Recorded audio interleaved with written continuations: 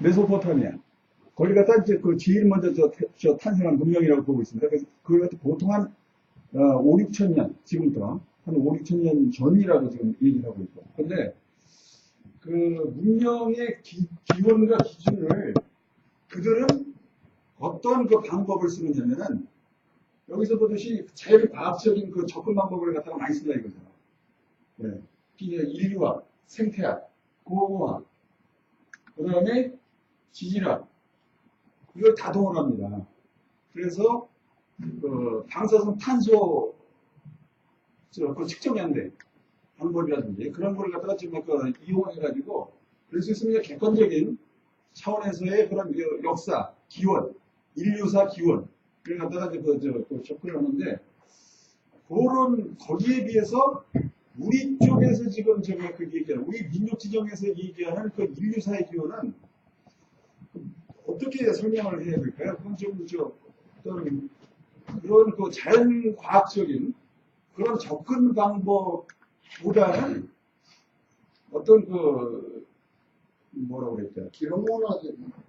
기록문화도 아니고 지금 현재 그 만천년이라는 그 당시에 기록이 없었기 때문에 조선지가 있습니다.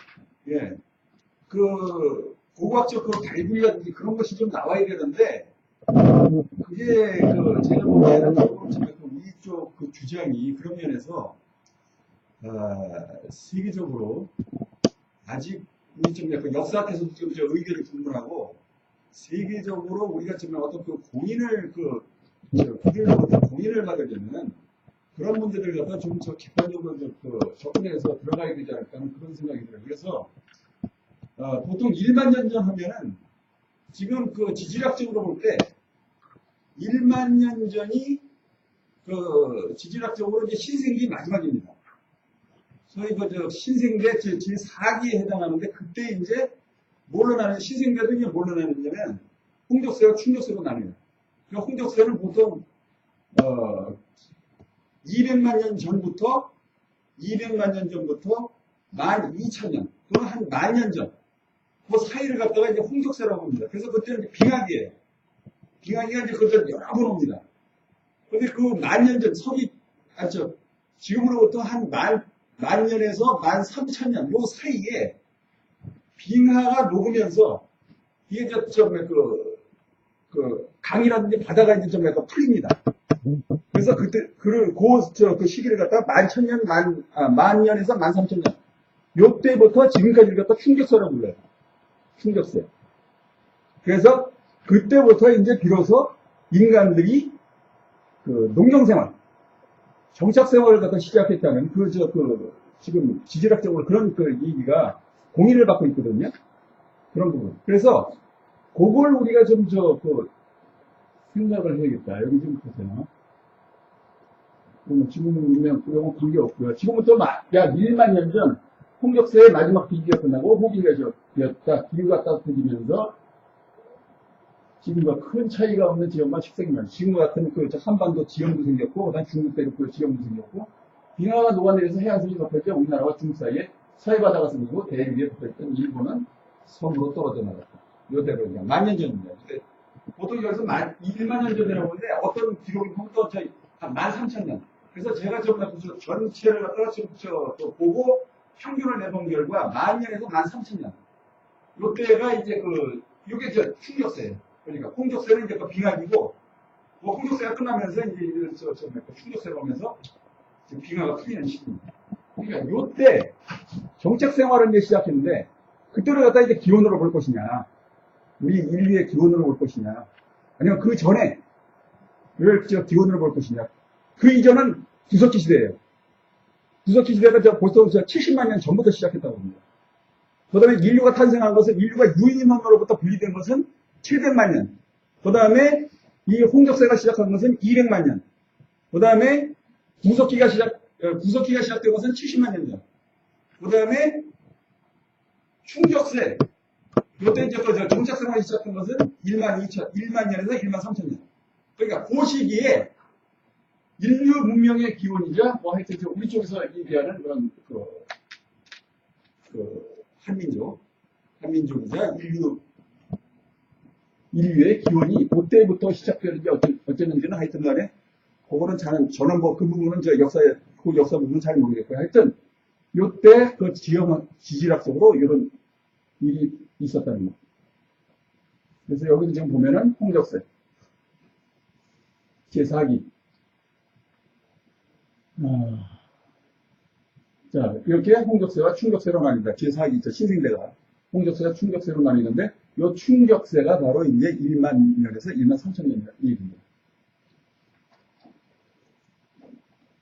그 다음에, 여기 지금 보면은, 누구, 페이스북인지 모르겠는데, 이거 아주 흥미로운 좀 내용이 들어가 있어요. 자, 신신은 홍인간의 구현이다. 그리고, 여기 지금, 객관적으로, 여기 보세요. 자, 여기 지금, 이 사람이 얘기하는 것은, 그 충격세가 오면서, 빙하가 풀리면서, 중국 남쪽에서 이제 그 인간들이, 거기 살던 인간들이 북쪽으로 이동을 합니다. 북쪽으로.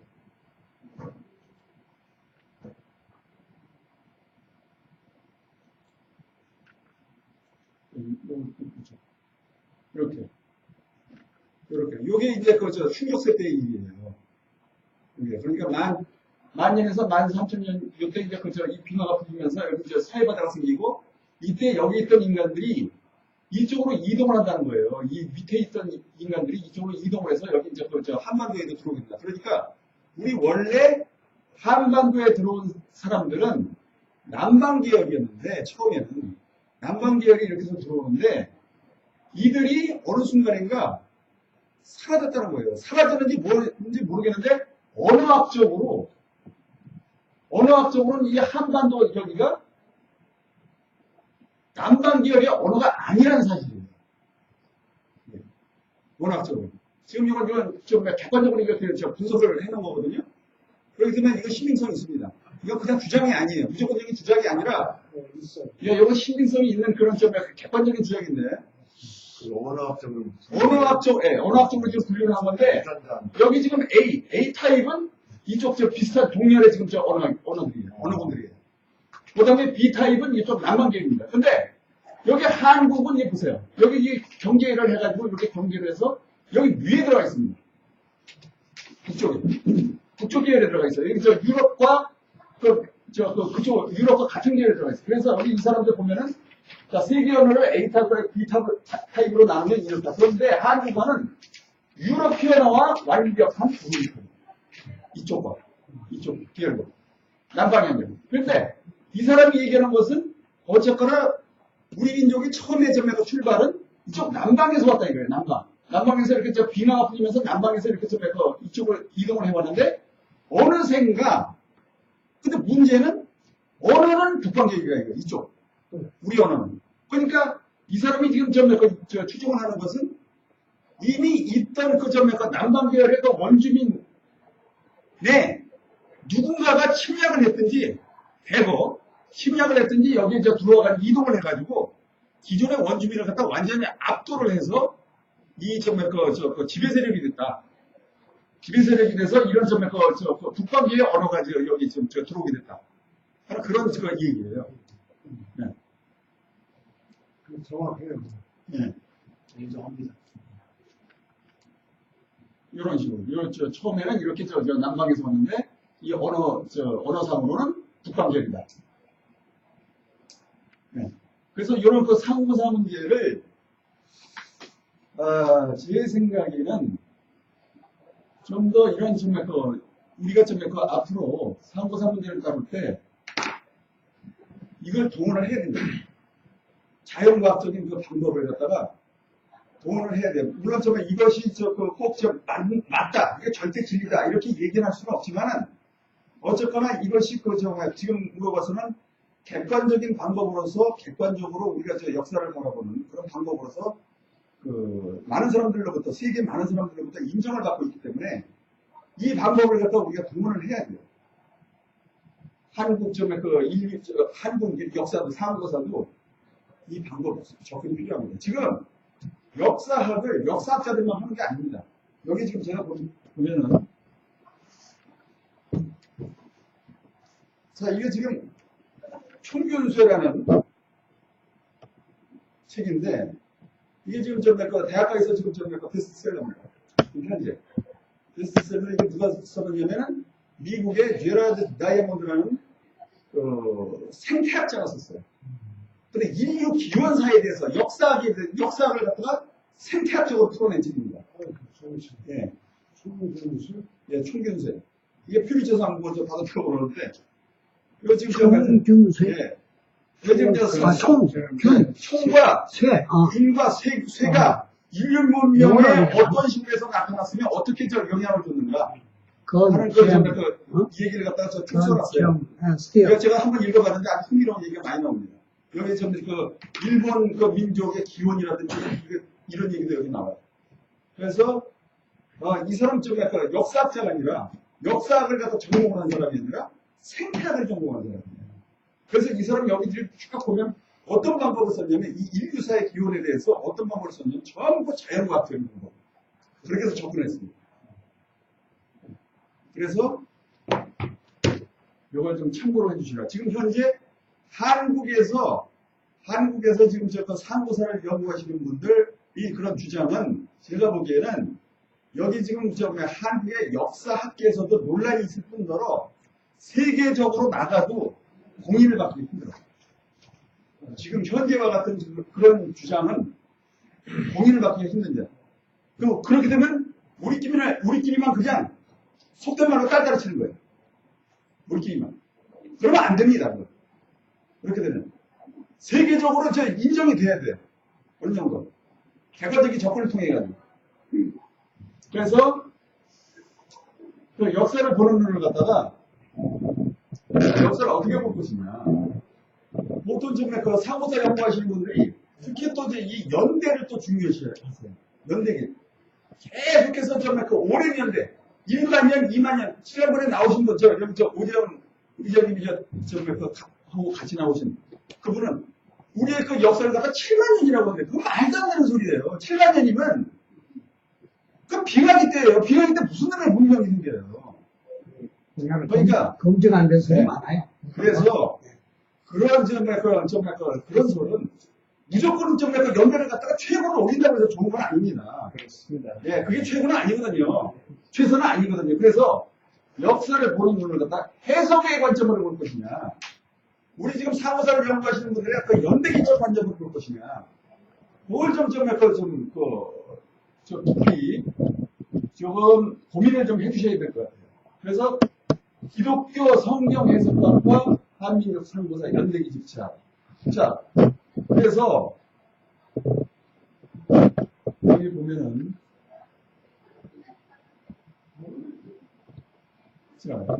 우리 지금 민족주의 진영은 민족주의라기보다는 그냥 우리가 흔히 말하는 민족주의라기보다는 영성민족주의적인 그런 성격이 상당히 강해요. 영성민족주의입니다. 영어로는 spiritual ethnocentrism이에요. 내셔널리즘이 아닙니다, 현재. 여기 사무사 연구하시는 민족진영분들은 내셔널리즘이 아니에요, 지금. 영어식으로 얘기하면. ethnocentrism이에요. 그야말로 우리 종족, 우리 한민족, 인종적인 차원에서 우리가 중심이다 하는 그런 관점에서 지금 모든 것을 갖다 보고 계시기 때문에 그런 관점은 내가 보기에는 이건 보통 얘기하는 민족주의가 아니라 영성민족주의라고 저는 그렇게 명명을 하고 싶습니다. 그래서 지금 보면은 역사학이 우리는 이렇게 해서 영성민족주의를 갖다 추구를 하면 역사학이 신학의 경지로까지 가요. 신학의 경지로까지. 그러니까 이전에 어떤 우리 조상이 기원 어떠해서 나중에는 아브라함이 우리의 조상이고 예수도 우리의 조상이고 막 이런 식으로 그냥 끌어들여가지고 도대체가 역사학이 신학 경지로까지 올라가는 그런 그 사태가 벌어져요. 그건 제가 보기에는 좀 무리라고 봐요. 비약이고 무리라고 보고, 오히려 지금 현재 기독교 같은 경우에는 기독교 같은 기독교를 연구한 신학이 역사학으로 접근을 합니다. 오히려. 우리는 거꾸로예요. 우리는 역사를 다루면서 신학적인 방향으로 가버리고, 기독교 같은 경우에 지금 역사학으로 갑니다. 신학이. 여기 지금 보세요. 기독교 성경 해석. 기독교는 지금 성경을 갖다 해석학적으로 지금 다루고 있어요. 저 사회학이나 해석학적으로. 넘어가시죠. 잠깐만. 오케이. 문 닫아주시고요. 사람 어서 오세요. 좀 늦으셨네. 어서 오세요. 앉으세요.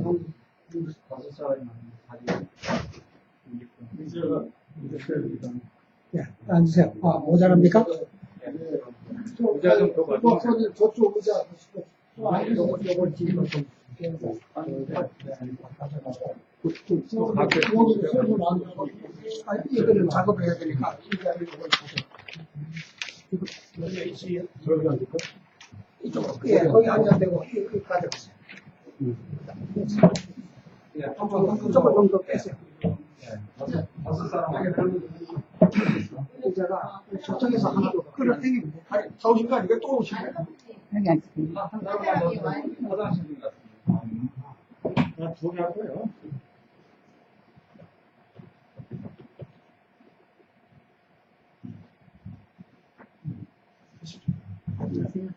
안녕하세요. 여기서 이렇게 내가 오셨어. 목소리를 차분하게 여기 이야기가 있어요. 좀 나중에 가격들이 같이 여기에 떨어지면 좀 오셔서. 죄송합니다.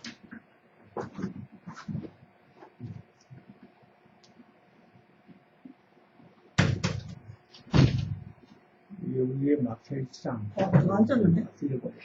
저 앉았잖아요.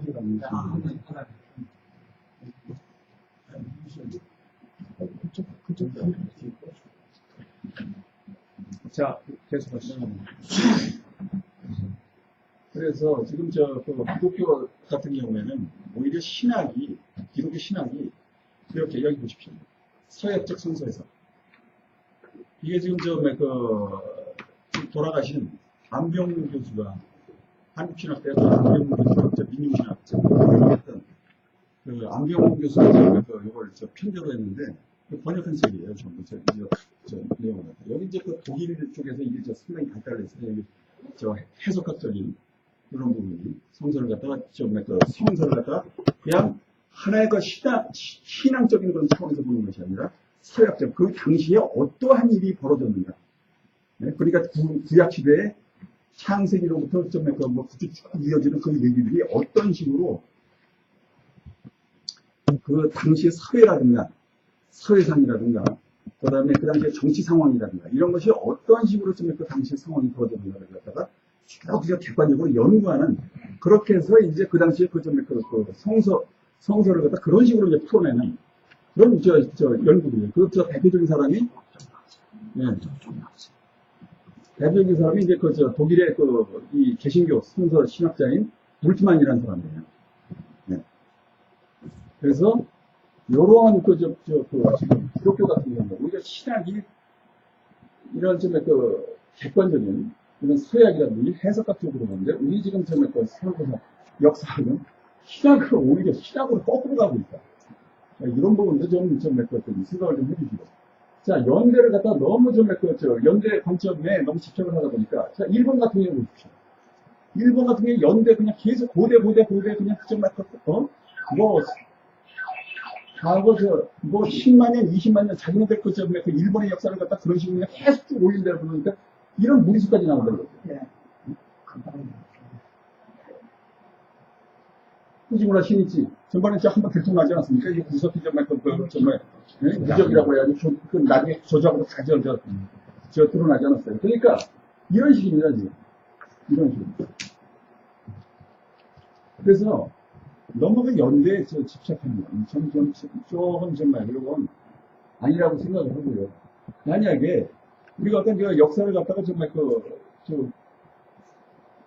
연구를 진행을 하다가 실증적으로 아니면 유물에서 고고학적으로 이렇게 문명이 발견이 돼요. 유적이.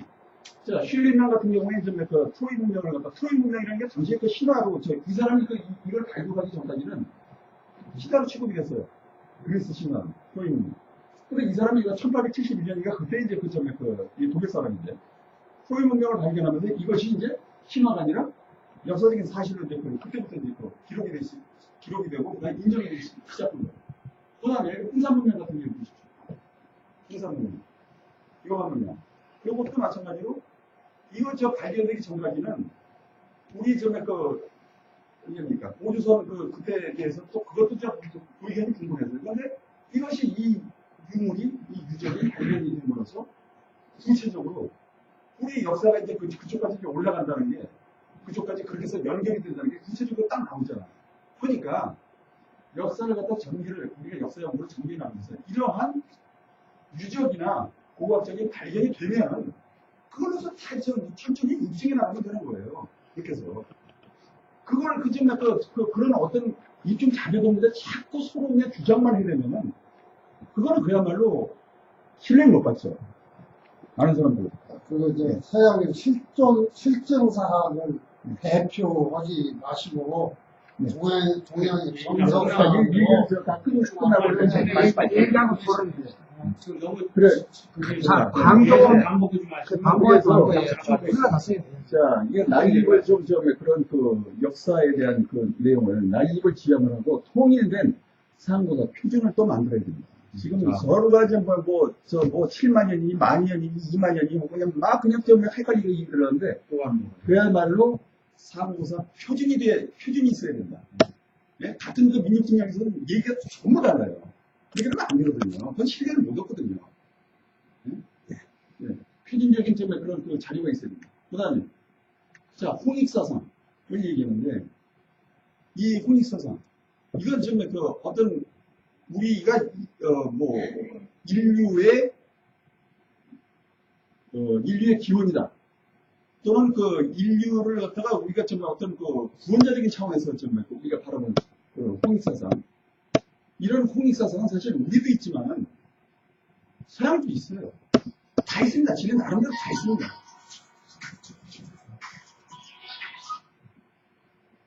서양 같은 경우에는 이거 정말 보편주의, 서양식 보편주의가 있고, 얘들 보십시오. 화이트맨스 버드. 백인들의 무거운 책임.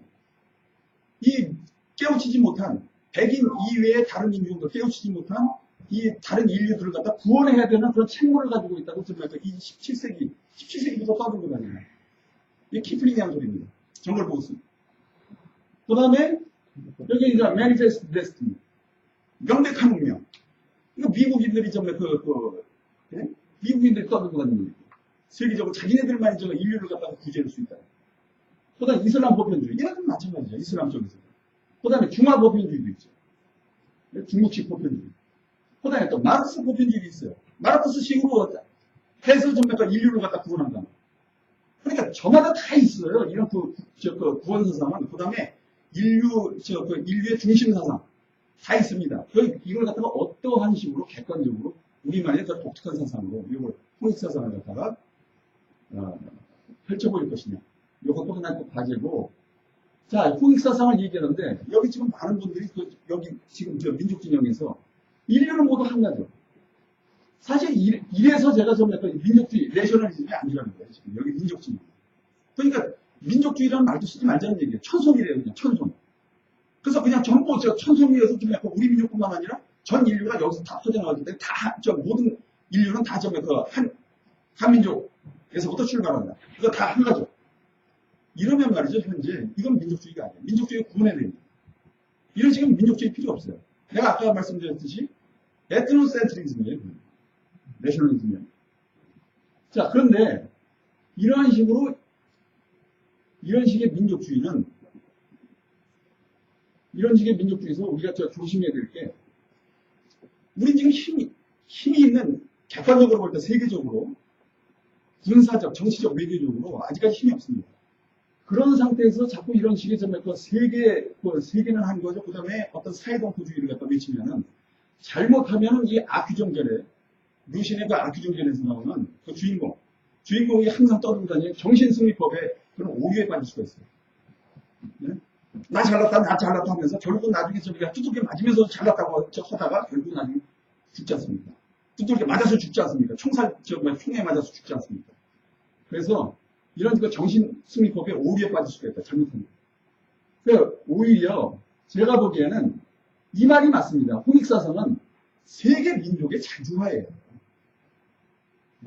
여기서 한민족에서 그렇죠. 한민족이 인류의 기원이건 어쨌건 그거는 둘째치고 그거는 그거 나중에 논하더라도 일단 중요한 것은 세계 민족의 자주화입니다. 이게 바로 홍익사상이라고 해요. 이건 이제 북한에서 얘기하는 건데 이 말은 맞아요. 정확하게 맞는 말입니다. 세계 민족의 자주화. 그러니까 각 민족의 자주화. 네? 전 세계 민족의 자주화. 그렇게 해서 잘 살게 나름대로 잘 살게 만들고 그다음에 그 문화의 다양성. 여기서 끌어들이지 말자 이거예요. 이 좁은 땅에 끌어들여가지고 문화의 다양성 떠들이는 게 아니라 각 민족이 자기 나라에 거기 정착에 살면서 거기서 문화의 자기네들 문화시키면서 그러면서 잘 살면 되는 거예요. 그게 바로 세계 민족의 자주화 아니겠습니까? 그게 홍익사상 아니겠습니까? 그래서 그것이 바로 세계 민족 문화의 다양성이다. 그런 쪽으로 좀 이해해야 된다. 그래서 여기 저 신채호 선생이 좀 얘기하는 역사라는 것은 아와 비하의 투쟁이다. 이 말이 맞아요. 그래서 어떤 사회동포주의보다는 이게 현실이에요, 이거죠. 힘이 없으면은 사회동포주의 떠들어봐야 소용없어요. 정신승리법으로 해가지고 잘못을 두들기 맞아가지고 우리 민족 자체가 소멸을 해버린다니까요. 네? 요걸 갖다가 나는 그래서 신채호 선생님 이 말은 아주 정확하게 지금 현재 세계 정치라든가 그 다음에 국제 정치사를 갖다가 잘 꿰뚫고 있는 말이 없습니다. 자, 이게 보세요. 세계 인류사를 보십시오. 세계 역사를 한번 보세요. 이렇게 계속 지도가 변합니다. 경제, 국경이 변해요. 왜 그렇습니까? 힘이 많기 때문에 이러는 거거든요. 무슨 여기 홍익사상이니 세계 보편주의 떠들어갈 필요 없어요. 힘으로 밀어붙여서 이런 식으로 국경이 변하는 거예요. 세계 역사를 보면은. 네? 여기도 보십시오. 동아시아. 동아시아도 마찬가지예요. 유럽과 마찬가지예요. 이렇게 변하지 않습니까? 네? 국경이라는 것은 고체가 아니에요. 우리 대한민국 간판 걸었다고 끝까지 갑니까? 지구 멸망할 때까지. 그런 거 없어요. 그런 보장 없어요. 스스로가 힘이 못 미쳐가지고 스스로가 지키지 못하면 이렇게 변해가지고 나중에 중국에 먹히든지 일본에 먹히든지 그럴 수도 있는 거예요. 그렇기 때문에 이런 인식들을 갖다가 정확히 우리가 지금 가지고 있어야 됩니다. 이렇게 이런 국경이 이렇게 변하는 모습들, 힘의 관계라는. 그 다음에 민족 반민족 문제입니다. 박정희와 김대중. 저는 이 문제에 대해서 이게 전라도민과 경상도민의 원리주의적인 의식구조 이게 좀 상당히 문제가 있다고 봐요. 그래서 보면은 둘 다 자기 쪽의 사람을 갖다가 극구 찬양을 하고 지지를 하고 반대편 사람 크로스 해가지고 반대편을 갖다가 그냥 막 따냅니다. 전라도에서는 박정희, 경상도에서는 김대중. 저는 그래서 이런 식으로 서로 어떤 지역 감정 차원에서 지역주의적인 차원에서 이런 면을 보면은 정확하게 객관적으로 깔 사람도 못 가고 그다음에 장점을 살려줄 면도 못 살려주고 하는 그런 오류가 생긴다는 거예요. 그래서 요것을 갖다가 요것도 좀 생각을 해주셨으면 좋겠어요. 유교, 자 보세요. 우리나라 사람들이 이런 점에 좀 이분법적인 사고방식이 좀 상당히 강해요. 유교. 특히 남의 것을 갖다가 들여와가지고는 우리 쪽에서 그냥 서로 이분법으로 갈라서 싸우는 얘기가 상당히 있는데 유교도 그렇고 기독교도 그랬고 자 자본주의 공산주의 이념을 갖다 들여와가지고는 네? 원조 국가들도 하나는 전쟁까지 벌였어요. 남북이. 이게 서로 원리주의적인 의식 구조가 너무 강한 거예요. 한국 사람들이. 네? 북한을 포함해서. 그 다음에 80년대 소비에트 추종하는 세력들 보세요. 운동권. 그냥 거기에 맹종을 합니다. 그랬다가 소련 당하니까 정신을 어쩔 줄 몰라 하는 거예요. 그러니까 아무런 틀도 없이 그냥 이름도 없이 대안도 없이 전부 뿔뿔이 흩어져가지고 네? 혼란을 겪고 이런 모습들. 그 다음에 이건 뭐 저쪽 나누는지만 아파트 한 번 지어놓은 한번 유행하니까 전국토를 갖다 그냥 아파트로 도배질 해놓은 이 모습들. 그 다음에 다문화 한 번쯤 몇 번 얘기하니까 그냥 전부 그냥 좀 몇 번 전국을 갖다 그냥 참 광풍을 불게 하는 이런 모습들. 그래서 우리나라 사람들이 이런 모습, 이런 게 좀 있는 거예요. 이런 요런 좀 뭐라고 그럴까요? 뭡니까? 예. 좀 광기가 좀 있어요. 광기들이 좀 있어요. 맞아요. 박수무당, 샤머니즘에서 나오는 그런 어떤 광기가, 이런 기독교에서도, 본래 기독교 모습이 아니거든요. 샤머니즘이 여기 들어와가지고 이렇게 변질이 된 거거든요. 그래서 우리나라 사람들이 이런 기질들이 좀 있더라고요. 네, 우리들이 종교가 샤머니즘.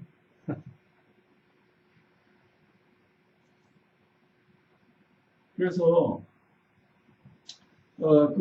저는 정말 이 박정희와 김대중에 대해서 평가를 할 건데, 저는 뭐 경상도민도 아니고 전라도민도 아닙니다. 그렇죠. 그래서 제가 지금 보건데, 자, 박정희를 갖다가 무조건 까대는 정말 전라도민. 박정희를 가장 존경하는 전라도민. 내가 한담이가 하라고. 박정희를 갖다가 정말 무조건 까대는 정말 전라도민들은 조금 정말 전라도민뿐만 아니라 우리나라 사람들이 조금 세계의 그런 어떤 정치 질서를 갖다가 좀 넓게 볼 필요가 있어요. 이게 지금, 자, 루마니아 차우세스쿠, 그 다음 유고의 티토, 이 사람들 말이죠. 국가 영웅입니다. 나치에 대항해서 싸운, 예?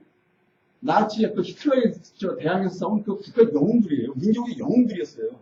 근데 어떻게 됐습니까? 정권 잡아가지고. 다 파탄이에요.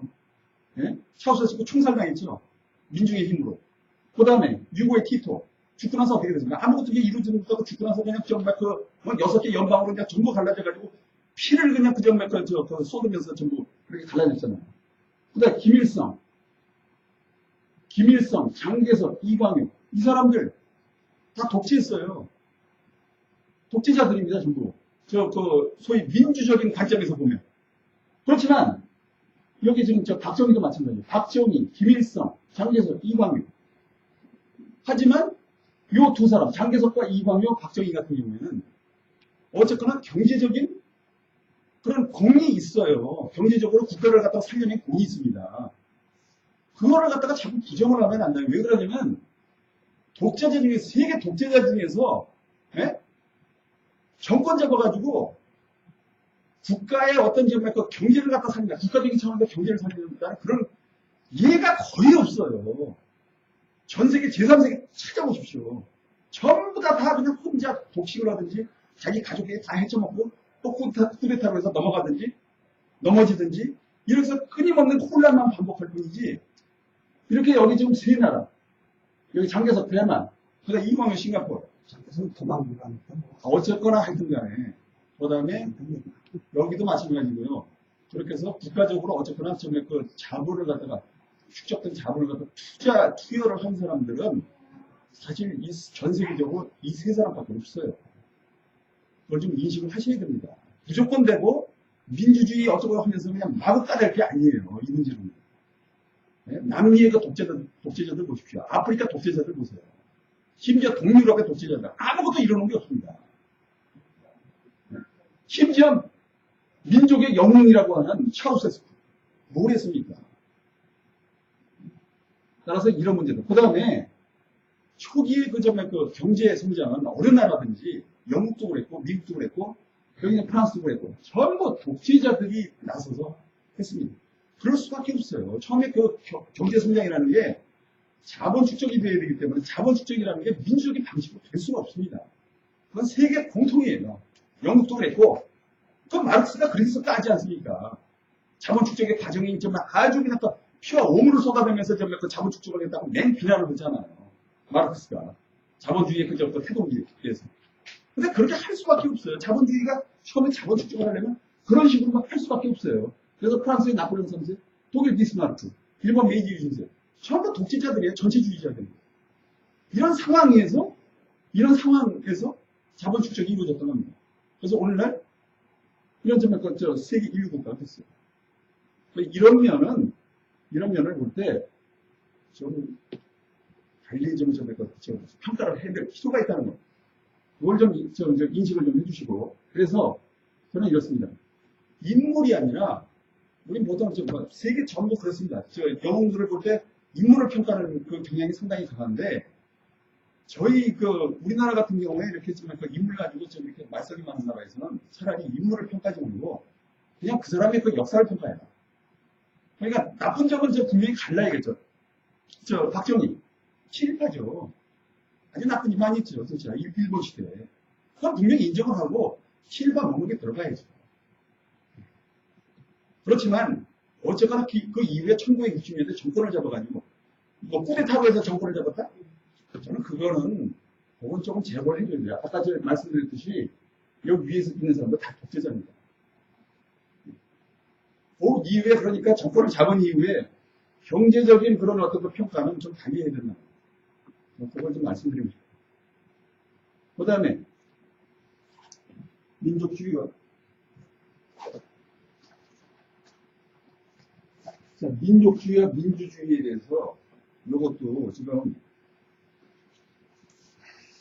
제가 인용을 한번 해볼게요. 그 민족주의를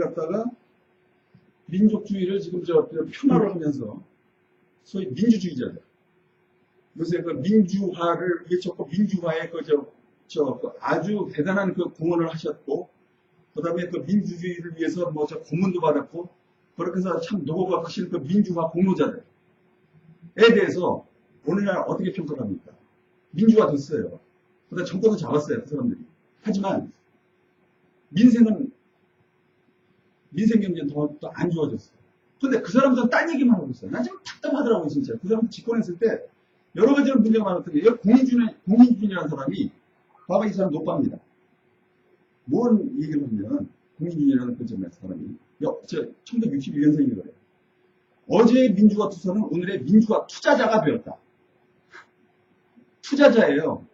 예? 민주화 투자자들은 젊은 날의 고난을 미천으로 활용하면서 평생을 보장받으려고 시도한다. 미천의 구체적인 형태만 다를 뿐 달성화 형태는 완전 압구정동 현대아파트 분유의 수준입니다. 문제는 보수다. 지금 현재 문제는 보수도 아니고 진보도 아니죠. 보수인 척하는 인간들과 진보인 척하는 인간들이 문제다. 진짜 보수는 나라를 생각하고, 가짜 보수는 부자만을 생각합니다. 진짜 진보는 민중의 밥그릇을 생각하고, 가짜 진보는 지식인과 유명인의 밥그릇을 걱정합니다. 소위 가짜 진보들이라는 놈들은 누구냐면 요새 나오는 노빠계열, 노무현 계열, 조국이 서울대 조국 교수라든지, 그다음에 박원순, 예? 하여튼 이런 사람들 있잖아요. 진중권. 그래서 지금 그리고 보수도 역시 마찬가지입니다. 지금 현재 보수라는 새누리당의 보수는 사실 저건 진짜 보수가 아닙니다. 문제 있는 보수입니다. 그래서 이런 민족주의와 민주주의 이 문제도 이것도 고민을 해봐야 됩니다. 그다음에 통일 문제. 자, 통일을 왜 해야 되는가? 독일 제국의 통일관. 독일이 1989년 그때 통일을 한 게 아닙니다. 제일 처음에는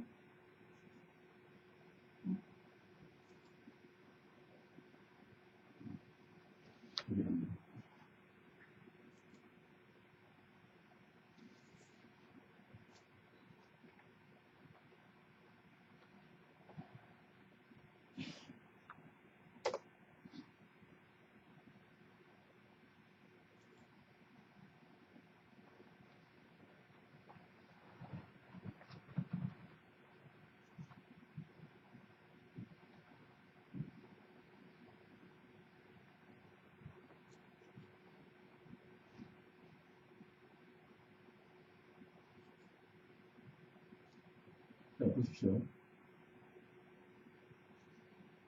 자, 이렇습니다. 이게 원래 이게 독일의 모습입니다.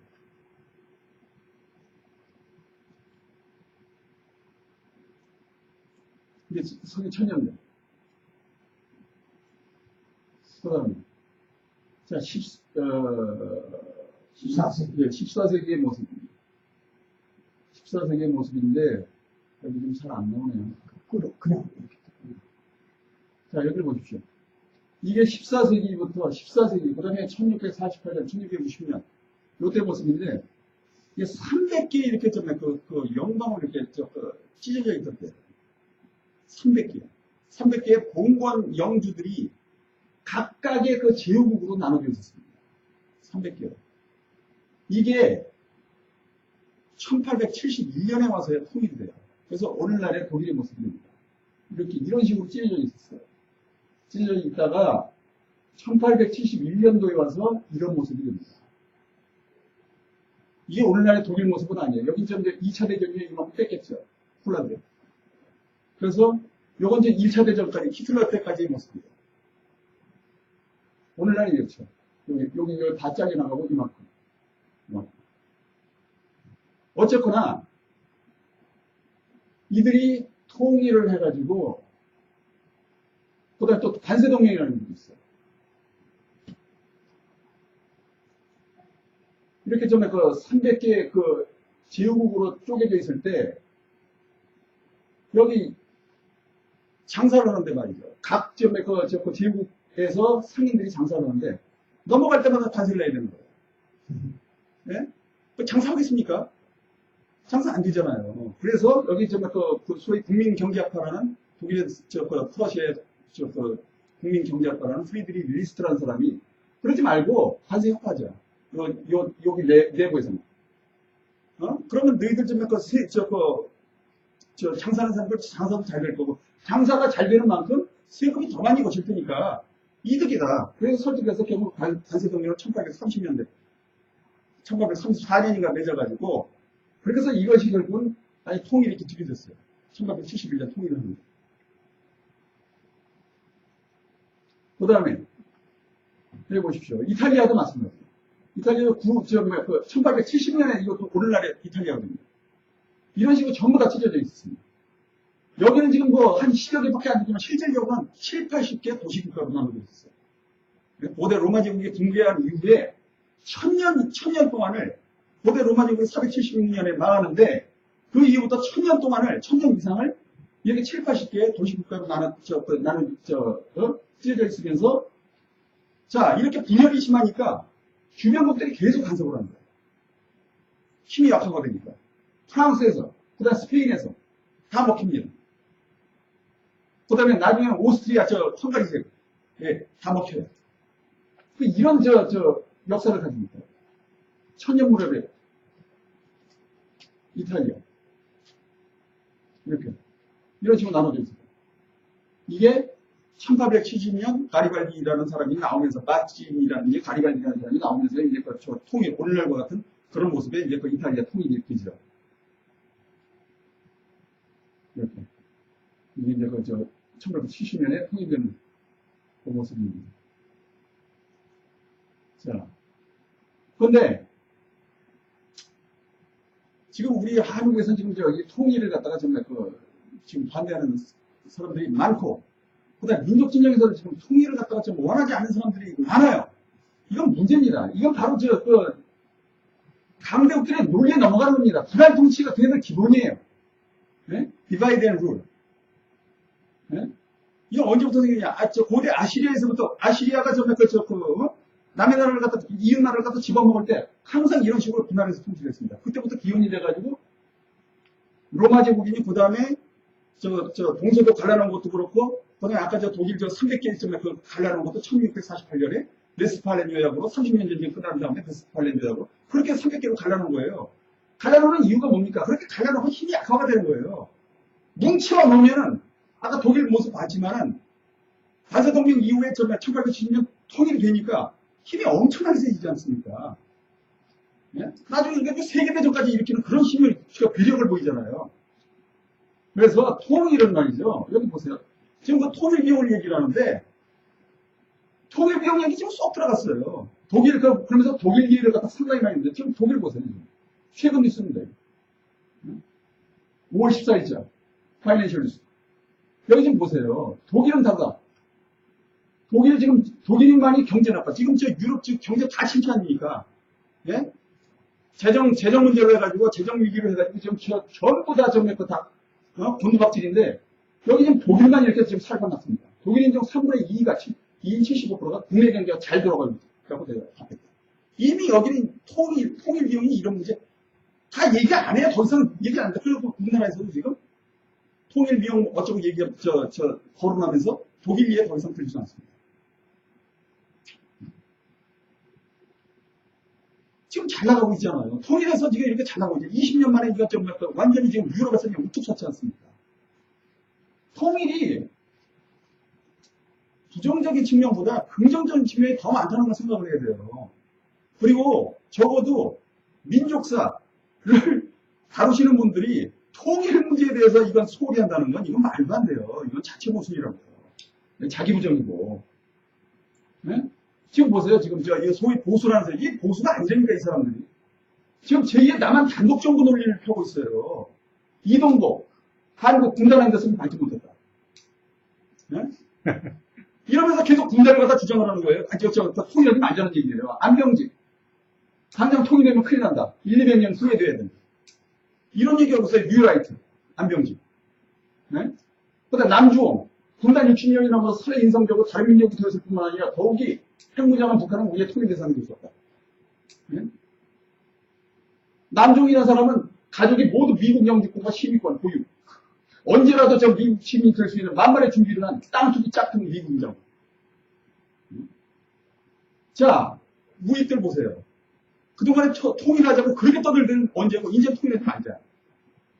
가만히 보니까 힘이 소비적 힘의 관계가 이제 좀 드러나기 시작하니까, 남북한이. 이제 포기야. 통일하지 말자요. 통일 없이 사무사를 다루는 게 됩니까? 이게 이제 자기 모순이에요, 이건요. 그 다음에 또 진보 쪽에서 마찬가지예요. 진보의 이중성 위선. 이놈들, 강모자, 진중권, 진보신당.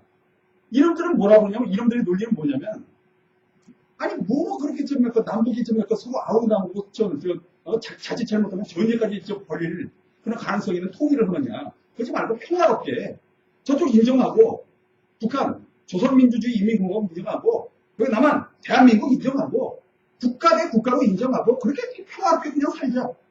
이런 논리입니다. 진보의 논리에 이게 오늘날. 네? 진중권이라든지 강모자, 홍세화. 이놈들 논리입니다. 네? 자, 남북통합의 원리. 우리 지금 현재, 우리 한민족에게는 공동 상징인물, 이 참, 장군입니다. 근데 너무 위에까지 올라가요. 중국, 대만. 얘들은 국부가 있어. 중국 공산당과 대만 국민당. 공통의 국부가 있습니다. 순문이라는. 우리는 이게 없어요. 우리는 김일성도 아니고 김구도 아니고 공통의 국부가 없어요. 남쪽에서는 김구, 북쪽에서는 김일성. 자, 프랑스 같은 경우에도 공통이 있어요. 나폴레옹, 드골, 미테랑. 드골은 좌파입니다. 우파. 미테랑 좌파. 그런데도 다 영웅시합니다. 프랑스에서. 또 미국도. 우리는 대통령만 되면 10억. 네. 그 다음에 미국도 워싱턴, 링컨, 루스벨트. 국가의 영웅입니다. 네? 근데 남북한은 근대에서 찾지 못하니까, 근대에서 국부를 찾지 못하니까 저 위까지 올라서 단군에서 지금 이런 불안한 사태가 있거든요. 자, 그 다음에 미국의 유용성에 대해서. 미국의 유용성은 냉전 시대로 사실 끝났다고 봅니다. 네? 우방국도 국제관계에서는 이용해 먹을 만하면 우방국인 거예요. 50분 지났습니다. 그래서 저는 이 한미동맹도 요거 이제 지금 시대가 지금 많이 바뀌고 있습니다. 좀 힘들었게 합니다. 네. 예, 어디 갔어요? 거기서 2층으로 올라가면 계단 잠기고 엘리베이터 타고 2층으로 올라가요. 1층에서 PIB 센터 맞나요? PIB 센터. 예. 엘리베이터 타고 2층으로 오세요. 알았죠? 얘기할 때는 전화 받지 마세요. 했더니 여보세요? 됐어요. 10분 안 되네. 그래서, 가입 안 하고.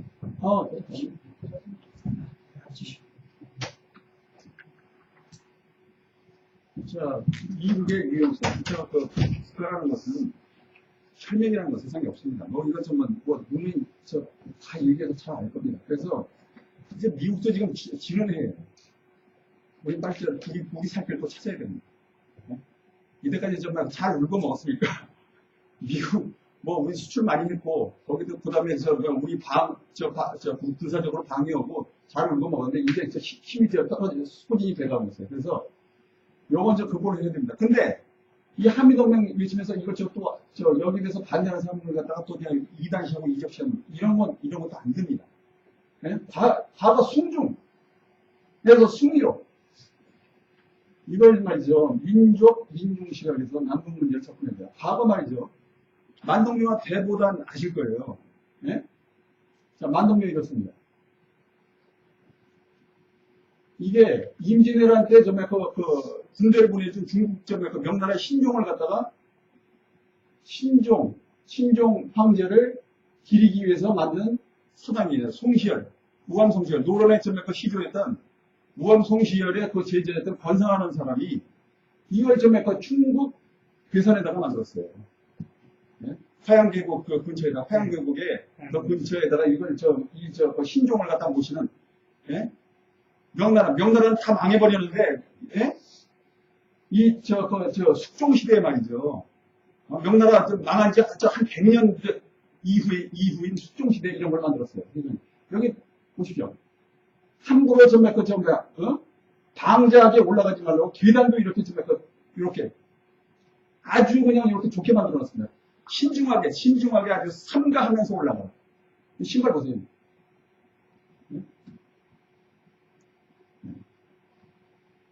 이런 식으로 아주 이해를 갖춰서 아주 신중하게 대하라. 이런 머저리 같은 짓을 하고 있었다고. 망한 나라에다 대고. 여기, 그리고 또, 그것도 모자라가지고, 여기 지금 창덕궁 비원 뒤뜰에다가, 당시에 대보단이라는 걸 만들어 놨어요. 숙종시대에. 신종황제를 기리는, 이것도 권상아가 제안을 해가지고, 여기에 지금 대보단을 만들어 놨어요. 이것도 역시 중국 명나라 황제 신종 황제를 갖다 기리는. 이것도 청나라한테 들키면 또 혼날까봐 당시에 이렇게 뒤틀에다가 몰래 이렇게 아무도 안 보는 데다가 이렇게 만들어놓고 여기다 제사를 지냈던 1894년까지 200년 동안 명나라 황제에게 제사를 지냈던 겁니다. 이런 짓거리들을 하고 있었어요. 그래서 이런 문제들을 갖다 좀 생각할 때 우리 한미동맹에서 조금 민족 진영이라면 이런 문제도 좀 생각해야 됩니다. 그 다음에 변증법. 자, 어떤 사람들 그렇게 얘기합니다. 남북분단이 체제 경쟁 때문에 정말 남한이 그래도 이게 경제 성장이 빠르게 될 수 있었다.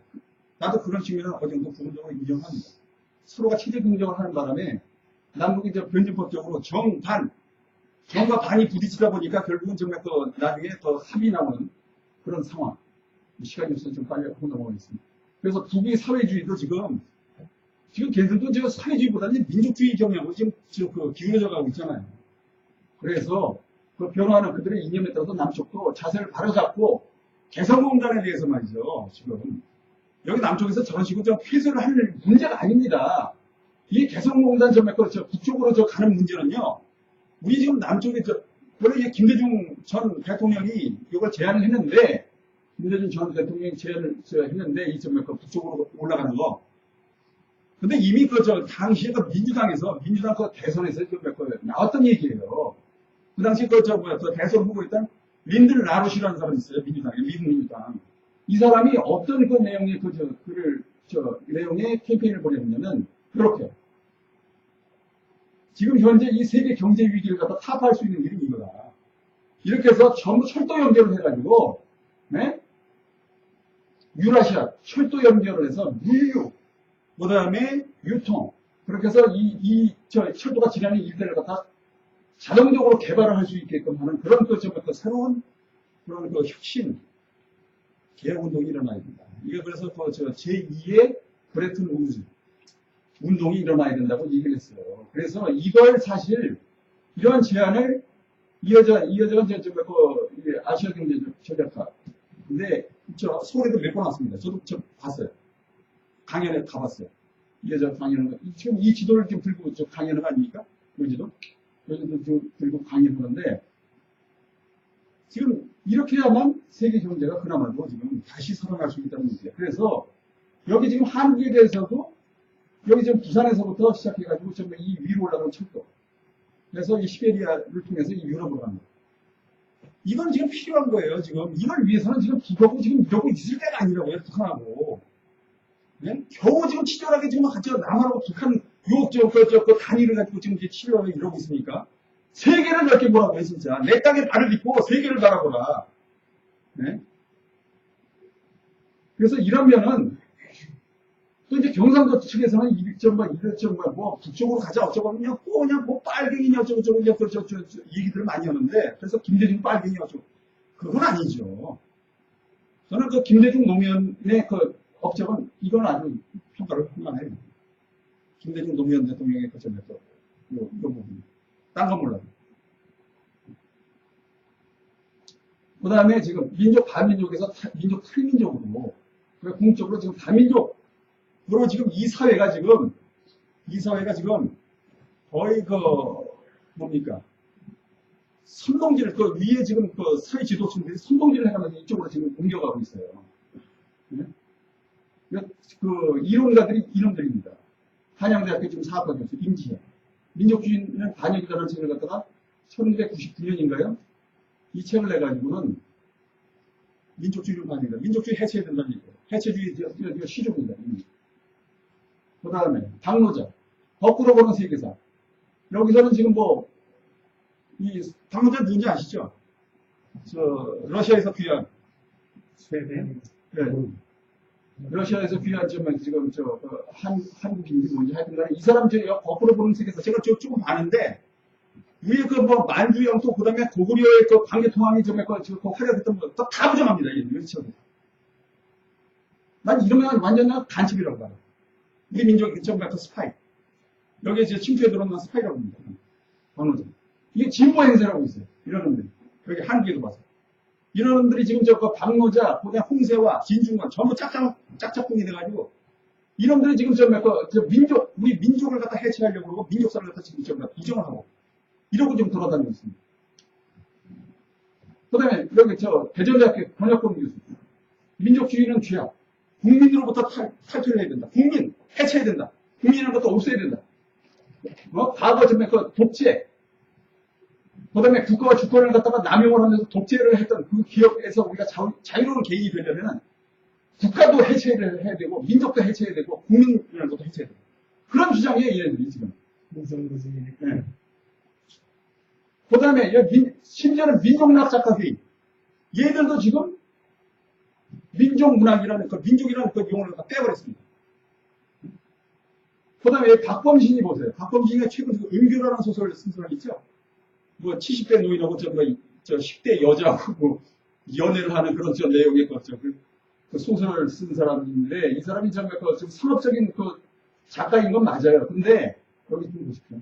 박범신이가 지난번에 SBS 힐링 캠프에 나와가지고 하는 소리가 시대의 아픔이 한 사람의 가슴에 고달린 상처가 된 때였다. 당시는 마지막 자살 시도. 자살 시도를 4번이나 했었는데 1980년대 이후에 네 번째는 이미 결혼의 가정을 꾸리고 새 아이를 둔 가정이었다. 대중적으로 익혀놓고던 작가 박범신이 된 이후의 일이다. 시대의 아픔이 한 사람의 가슴에 고달린 상처가 된 때였다. 당시는 격동의 80년대였다. 광주 민중항쟁이 있었고 박 작가는 말했다. 흉흉한 서해 분위기 속에서 한 시대에 대한 책임감이 강했다. 대중에게 인기 있는 작가라는 이유로 가시방석에 앉아있다는 박범신 작가에게 동지라고 부르는 사람들이 자유를 부르짖으며 투닥받을 때 시대가 앞으로 날아왔을 때 자기만 위에 떨어져 돈을 벌고 평화로운 잘 살고 있는 곳에 끄졌어야 해요. 그러나 가장 큰 상처는 동지라고 부르는 이들이 나를 비난하는 일이었다. 이거 보세요. 소위 당시에 민족을 갖다 부르짖던 사람들이 이런 박범신을 갖다 반역자니 어쩌고 떠들고 있던 놈들이 지금은 민족이라는 이름을 다 버리는 거예요. 그 당시에 민족을 외치면서 정말 반역자라고 정말 남들을 갖다 해코지했던 놈들이 지금 민족이라는 정말 그 탈을 갖다 다 벗어버리고 지금 엉뚱한 짓을 하고 있는 겁니다. 시간이. 네, 알겠습니다. 자, 이 조정래, 대표적인 그 작가. 민족주의적인 그런 그 소설을 썼던 이 조정래라는 사람 보십시오. 이때, 신제국주의를 막는 길은 민족주의뿐이라고 떠들 때는 언제고, 지금 와서 뭐라고 하냐. 보십시오. 단일민족 순혈주의를 막면서. 이따가 개설을 해보세요. 다민족주의로 나가자, 이거. 그래서, 박노자도 마찬가지입니다. 무지개 나라가 되기 위해서. 박노자에게 한겨레 칼럼 쓰는 걸 보십시오.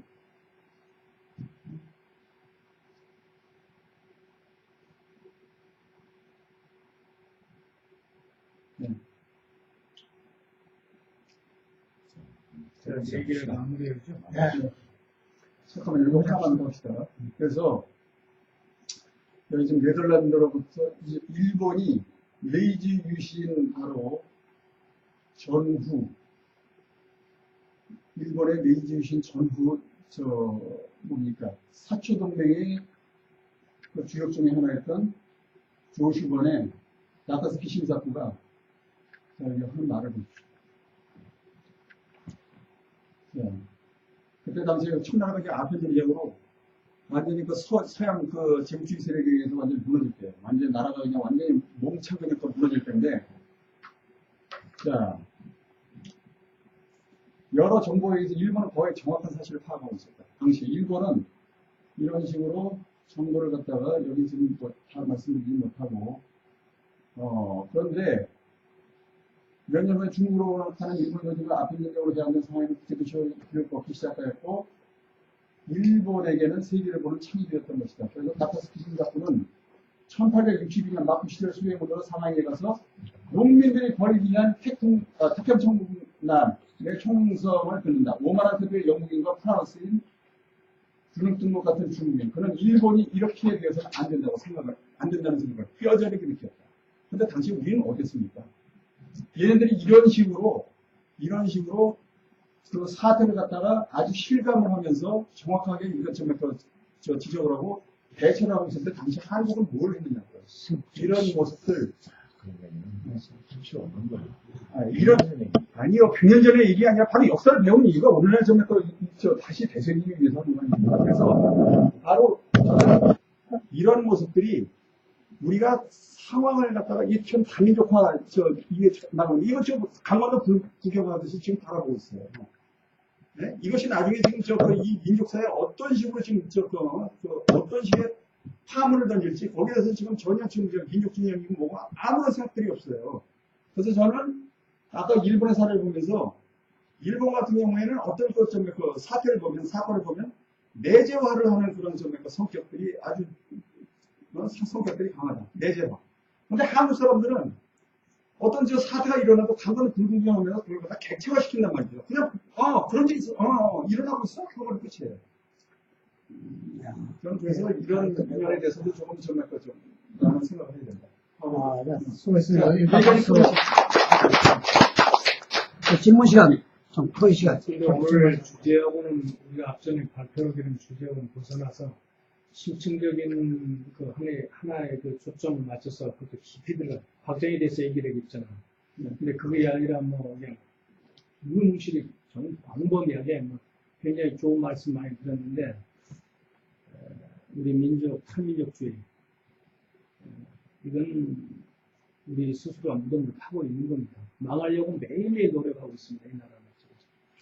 정부, 학사 모두 하루라도 빨리 이 나라를 망하게 질문을 했어요. 자기 주장을 했어요.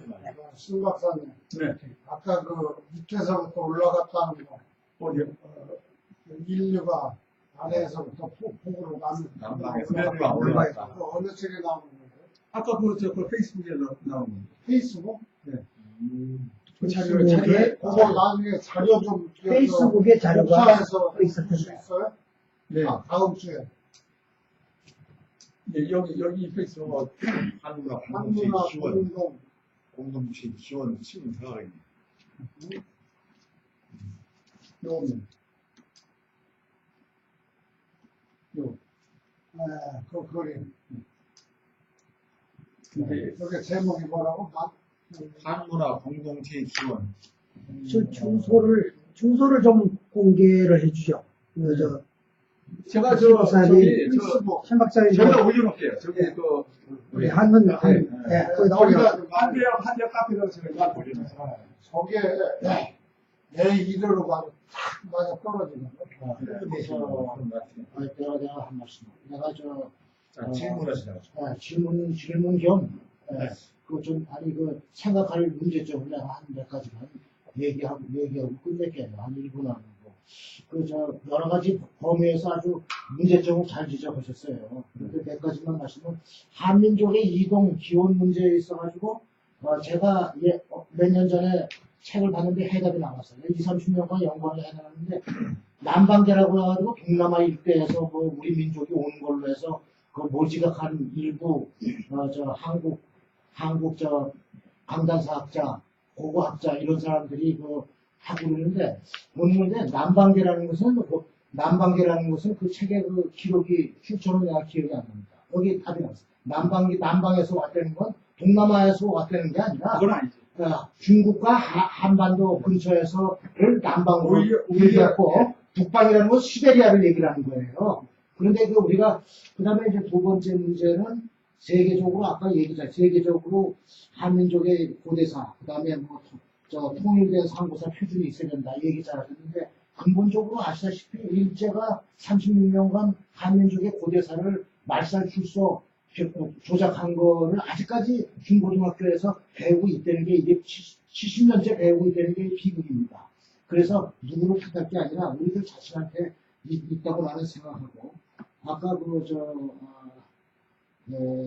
예를 들자면은 여기 아시는 분도 있고 그래서 신라 백제 고구려 가야 한반도에 없었습니다.